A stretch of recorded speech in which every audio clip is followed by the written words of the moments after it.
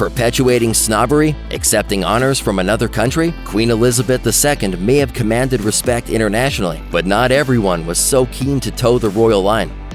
According to iNews, Stephen Hawking turned down a knighthood in the late 1990s. He did so because he opposed the British government's management of scientific institutions, namely the merger of the Particle Physics and Astronomy Research Council and the Council for the Central Laboratory of the Research Councils. Hawking accepted plenty of other British honors earlier in his life, though. In 1989, he accepted the Order of the Companion of Honor, also known as CH, which honors those who have made a contribution to the arts, science, medicine, or government lasting over a long period of time. He also earned a Commander of the Most Excellent Order of the British Empire, also known as a CBE, in 1982. In 2009, some 10 years after Hawking rejected a knighthood, President Barack Obama awarded him with the Presidential Medal of Freedom, the highest civilian award in the United States. Praising Hawking's resolve in living with motor neuron disease, Obama said, "He has become one of the world's leading scientists. He has stirred our imagination and shown us the power of the human spirit here on Earth." Renowned for his turn in Lawrence of Arabia, Peter O'Toole refused a knighthood in the 1980s, citing his opposition to Margaret Thatcher, according to Time. No. O'Toole had always been a staunch Labour supporter. According to obituarist John Lund, O'Toole attempted to bully friends and family into voting for Labour, but reconsidered his methods when his personal driver confessed to voting Conservative, citing the Labour government's high taxes. It is doubtful that O'Toole ever paid much mind to the prospect of a knighthood. He was too busy being nominated for Academy Awards. From 1962 to 2006, O'Toole was nominated 8 times for Best Actor in a Leading Role, losing all of them. In 2003, the actor received an honorary Oscar after having initially refused it. According to the Irish Examiner, O'Toole thought the gesture represented a premature retirement. However, upon reflection, he changed his mind and took to the stage quipping, "Always a bridesmaid, never a bride, my foot." Writer Aldous Huxley is remembered chiefly for his 1932 novel, Brave New World, which is among the foremost novels in the dystopian canon. Huxley's book imagines a nefarious world government that employs advanced technology and psychological manipulation to subdue its people and create a rigid class system. Given Huxley's distrust of establishment forces, it is perhaps unsurprising that the author refused a knighthood in the New Year Honors List of 1959. According to the Cabinet Office, Huxley spent much of his life in California, where he lived with his wife Maria and their son Matthew. He wrote numerous books, essays, and scripts during his time in America, including The Doors of Perception and Heaven and Hell, which were controversial accounts of LSD and mescaline use. These psychedelic experiences changed his perspective on life. Huxley remarked in an interview, "We are multiple amphibians living in many different, even in some senses, incommensurable universes at the same time, and our business in life is somehow to make the best of all the worlds we live in." One wonders what Queen Elizabeth would have made of such a sentiment.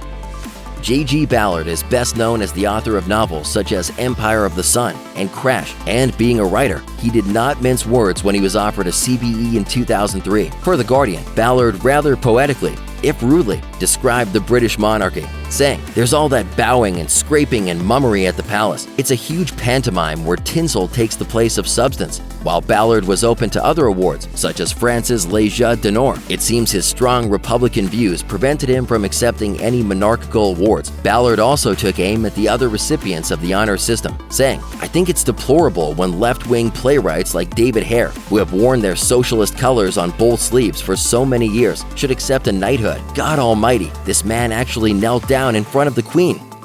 Actor Albert Finney emerged during the angry young man cultural movement of the late 1950s and early 1960s, led by writers such as John Wayne, Alan Sillitoe, and John Osborne. The angry young men period, which is also referred to as kitchen sink realism, told stories of working or middle-class characters with a cynical view of society and the British class system. Finney made his mark on this oeuvre with the 1960 film Saturday Night, Sunday Morning, in which he played Arthur, a young machinist with an appetite for bad behavior. Finney's winning performance led to a Hollywood career of some 60 years, with roles in Tom Jones, Murder on the Orient Express, and Aaron Brockovich. Fame and wealth did not change the working-class lad from Salford, though. When Finney was offered a knighthood in 2000, he rejected it outright and criticized the honor system as a means of perpetuating snobbery, according to the New York Times. Playwright Alan Bennett has described himself, per the BBC, as Britain's last monarchist, explaining, "I simply can't imagine if we had anything in its place. It would be anything but worse." He also spoke fondly of then Prince Charles, praising his conscientious work ethic, saying, "He really works his ass off. He's much more conscientious and attentive to people than he has ever given credit for. And so, as I say, I have a great deal of time for him." However, despite his reverence, Bennett rejected a knighthood in 1996, addressing a Hay Festival audience. He said, "It would be like wearing a suit every day of your life." Still, despite the snub, Bennett has a long-standing interest and respect for the royal family. His 2007 novella, The Uncommon Reader, imagines Queen Elizabeth II as an avid bookworm, lightly mocking Her Majesty with what The Guardian described as beautifully modulated jokes. As with King Charles III, Bennett had no ill will towards the late Queen, saying, "She is a very good person to write about, in the sense that you know exactly how she speaks." I assume the best work is yet to come. British artist David Hockney refused a knighthood in 1990, with his reasoning being that he does not care for fuss and that he valued friends over prizes. According to the BBC, Hockney told The Telegraph and Argus, "I do not think life is about prizes. I put them all in the bottom drawer and leave them there. I don't value prizes of any sort. I value my friends. Prizes of any sort are a bit suspect." Despite this view on accolades, Hockney nonetheless joined the Order of Merit as part of the Queen's New Year's Honors List in 2012. Like the playwright Alan Bennett, Hockney's refusal did not have to do with any kind of strong Republican sentiment. His creativity is also inspired by the Queen, who is described to BBC Radio 4 as a terrific subject for a potential painting. That never happened, for many reasons, including that Hockney only paints those he knows. The Queen might not have been happy with the result anyway, as he also shared he is not a flatterer.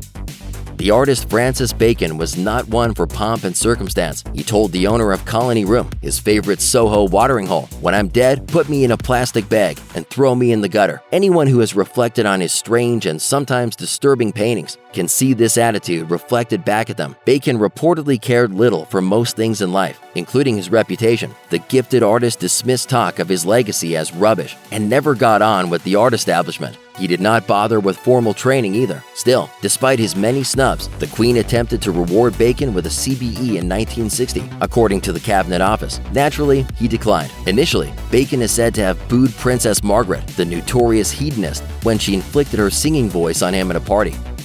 Playwright Harold Pinter accepted a CBE in 1966, but later refused a knighthood from Prime Minister John Major in the 1990s. Pinter described knighthoods as squalid and thought being called Sir was silly, according to The Guardian. Even later, in 2002, Pinter accepted a Companions of Honor, also known as a CH, a decision that came after some deliberation. Pinter explained, "However critical I might or might not be about this country, nevertheless, A, I like cricket, and B, I do live in this country." He also viewed the CH as an honor from the UK, more generally, rather than one bestowed by the monarchy. Like other famous writers, Pinter accepted the Légion d'honneur, which the French Republic awarded him in 2007, about a year before his death on December 24, 2008. It seems that the Légion d'honneur is simply cooler than anything the British monarchy can muster. It is considered a premier award from a country associated with highbrow culture, while the British honor system is something of an establishment club. Former F1 boss Bernie Ecclestone refused a knighthood in the early 2000s, and he was refreshingly honest about why he did so. He spoke about his refusal in an interview with sports journalist Graham Bensinger. "Anything I did for myself, not for England. If England benefit, good. I didn't go out particularly to do that."